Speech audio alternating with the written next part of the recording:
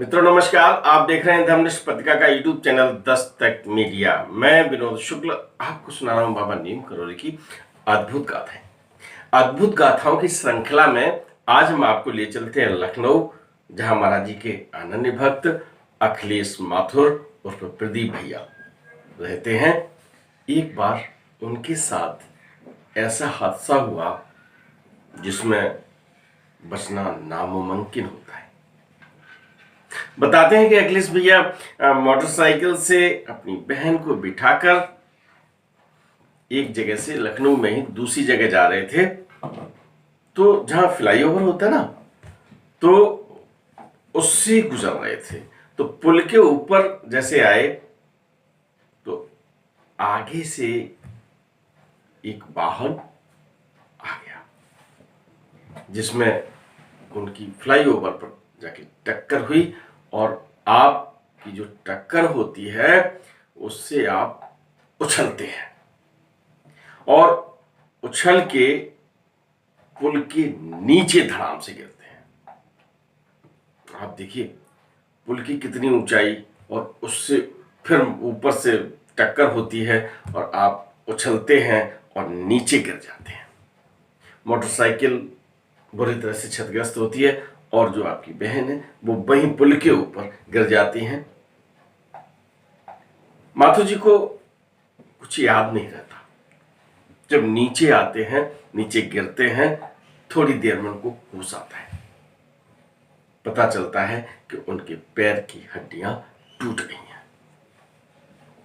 बाकी का वो बोलते हैं, बात करते हैं, जमघट लग जाता है।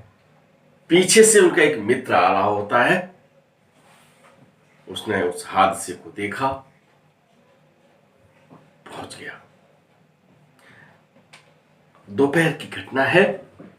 पत्नी इधर भोजन पर उनके इंतजार कर रही हैं कि आप भोजन पर आ जाइए, लंच करना है आपको। अब आपकी हड्डी टूट चुकी है पैरों की, लेकिन बोल रहे हैं और सही सलामत है। इधर से पत्नी ने फोन किया। पत्नी घबरा न जाए, इसलिए उन्होंने कहा मैं आ रहा हूं। उनकी बहन को मामूली चोटें आती हैं, मोटरसाइकिल टूट जाती है, लेकिन प्रदीप माथुर को जब वहां से उनका मित्र जो पीछे से आ रहा था हॉस्पिटल में लेके जाता है तो बताता है कि फ्रैक्चर ज्यादा है। जब दर्द का एहसास होने का ब्लास्टर होता है और एम्बुलेंस में उनको उनके घर ले जाया जाता है। पत्नी देरी का कारण पूछती थी, फोन पर बोले कि अभी आ रहे हैं, मीटिंग में है ना।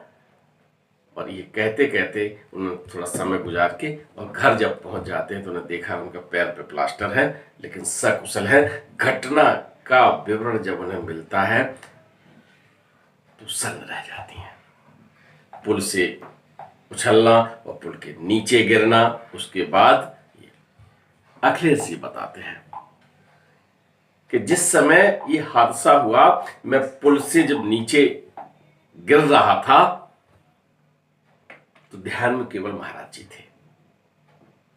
और चूंकि इनके घर महाराज जी का आना जाना था, इनका बचपन था, इनके पिताजी माथुर साहब बहुत महाराज जी के अनन्य भक्त रहे। वो मैंने कई कथाएं आपको सुनाई हैं। तो इस हादसे में भी इनका बचना महाराज जी की गोदी में ले लेना है। बहुत सारी घटनाएं हैं। एक और प्रसंग इनके साथ सुनाकर मैं आज की कथा को विराम दूंगा। इनके बेटा हुआ, नाम है कोविद, हनुमान चालीसा से लिया गया है और इस पर बड़ी बातें हुई हैं।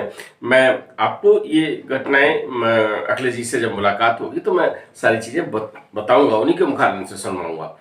तो जब इस बच्चे का जन्म होता है, बड़ी विषम परिस्थितियों के बाद उनको संतान मिलती है। देखिए महाराज जी की कृपा भी है और सामान्य जीवन में परेशानी भी उठानी पड़ती है। उसका कारण क्या है?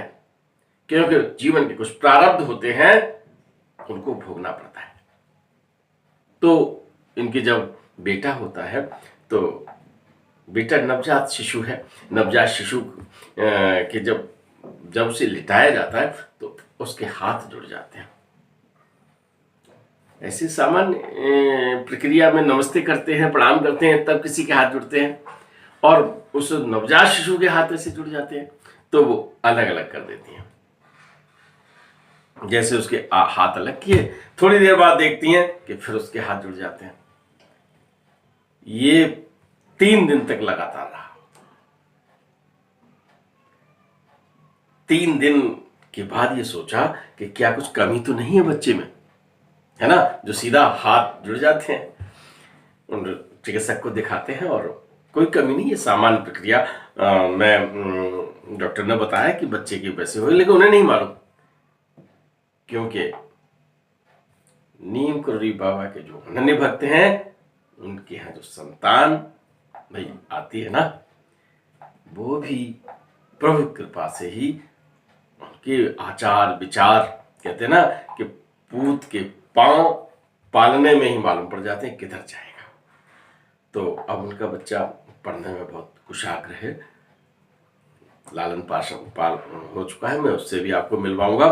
तो 2 चीजें मैंने अखिलेश जी की बात इसलिए सुनाई कि महाराज जी की अगर कृपा हो तो विषम परिस्थितियों में भी महाराज जी रक्षा करते हैं। मिलवाऊंगा मैं बहुत जल्दी अखिलेश भैया से आपको। आज विदा लेते हैं।